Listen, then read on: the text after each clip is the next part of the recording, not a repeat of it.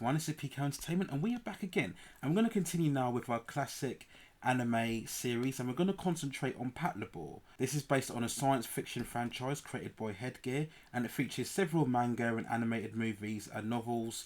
We're concentrating on the anime that was released in 1989, directed by Mamoru Oshii. And it's set in the near future, around about 1999, which back then was a kind of distant future of time. And society is relying on the use of giant robots known as laborers, and they're used primarily for construction. And we concentrate primarily on a police force who also uses the laborers to combat crime and terrorism. So the setup here is that we have several labourers that start to go haywire, out of control. They're causing havoc and destruction all over the place, but they're unmanned. So the Patlabor main police have to investigate why are these machines going out of control. Is it a malfunction or is there something more mischievous going on behind it? And as they go on within their investigation, they find out later on that systems have been hacked and infiltrated and controlled, and there's a further mystery surrounding a head programmer of these systems who committed suicide a couple of days prior to all these labourers going out of control. So that's the initial setup within the Patlabor story. Now, what's good about it? I think what's the best part of Patlabor is the animation design, particularly of the robots, the labourers, and the overall construction and their design and the way they move. It's all very detailed. It's very fluid in motion. You know, they've got a great look about them. They're very this big, bulky, very resolute and very tough design that we have on it. This is particular at the beginning of the movie where we have a terrific action set piece. It's very spectacular. It's very thrilling action as we see we follow a labour basically going out of control, and we see the Labour police coming down and they're parachuting down. We see other vehicles and other constructs like following this labour, and there's lots of explosions and action set within the forest on it. It's terrific. The action, the music, it all flows really well. It's all spectacular to go on it. And also as we go on to later on within the movie, again we have a very big action set piece as we get to the conclusive story of how the Labour police force are going to stop these labourers going out of control. What else is good? It's also the likeable characters on here. So in terms of the cast, we have Asuma, who is kind of the main hero. He's the kind of young character that we follow on throughout the investigation. He's very hot-headed, but he's very determined to find out what's going on for the labourers. We also have Captain Goto, who's very much more of a laid-back. He kind of very easy. He's very approachable.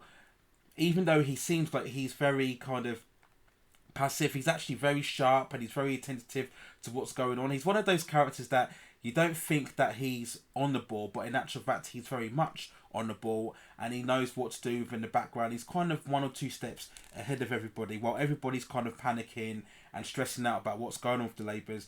Goto is a much more of a calm, reflective presence on there. We have Noah as well, who's kind of the main supporting character of Suma. She's a very short girl with red hair, and she follows along with Suma as they're investigating the labourers on here, and she has very passionate about the case going on and the labourers in general.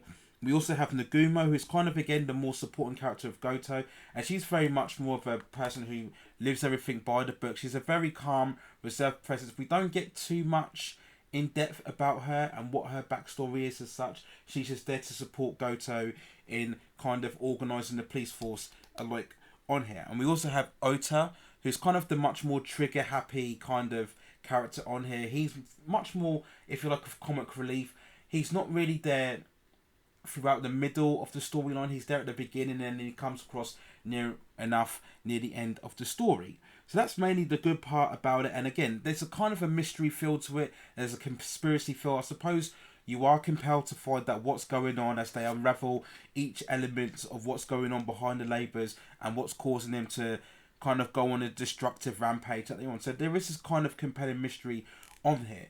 I think what the main flaw of Patlabor is that it really takes its time to get going and the story kind of drags its feet after a while. We get that spectacular opening as I mentioned before, but after that the pace really settles down and it just really lacks a certain momentum, it lacks a certain pace to really get itself into the story. It takes a bit too much time in unraveling its mystery and in a negative effect of that, it doesn't have that compelling drive, that sense of urgency within the narrative that a story like this should have. You know, you've got characters involved in a story where they're in a scenario where they can't control, or they're not sure what's going to be controlled, they're not sure how dangerous or how much in danger they are in terms of these labourers and these giant robots going destructive. So that should really be quite exciting and quite a tense story to tell.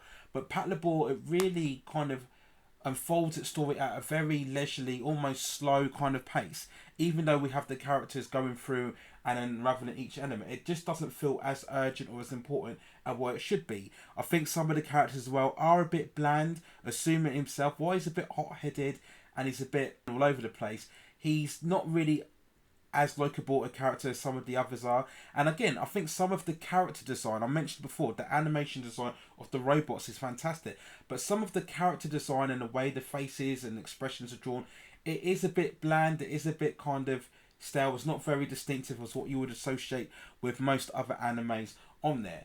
But it's not overall too bad. I think most of all the animation still holds up today if you compare to a lot of current anime that's going on. I'll never look at this anime particularly feel that it's dated or it looks aged, especially if you get a remastered version or a Blu-ray version. It still holds up for the most part throughout on here. So if I wanted to give a score for Patlabor, I would give it a 6.8 out of 10. Great animation, it's a good plot, it's a good mystery, but I think it lacks a certain urgent pace and it moves at too much of a leisurely, slow kind of tempo that takes away the more compelling force of the narrative and the story that it should have a like on here. So those are my overall thoughts on Patlabor 1, the movie. Let me know what you think in the comments below. There is, as I mentioned, further manga and novels, and there's also a sequel, Patlabor 2, that was released in 1993, and I will review that in another video later on to continue this ongoing series. But let me know what you think in the comments below about Patlabor. Did you think it's a great story? Did you think, like me, it needed maybe a bit more action and maybe a few more exciting sequences to kind of keep up the pace and keep you more engaged? Or did you like the more leisurely pace? Did you like the way that the story unfolded at a much more slower rate and you were able to kind of grasp much more into the elements and you found it a lot more of engrossing mystery and conspiracy that unfolded on here? So those are my thoughts on Patlabor. Let me know what you think in the comments below. That's it for now. Take care for yourselves, stay at safe distances, and I will see you very soon.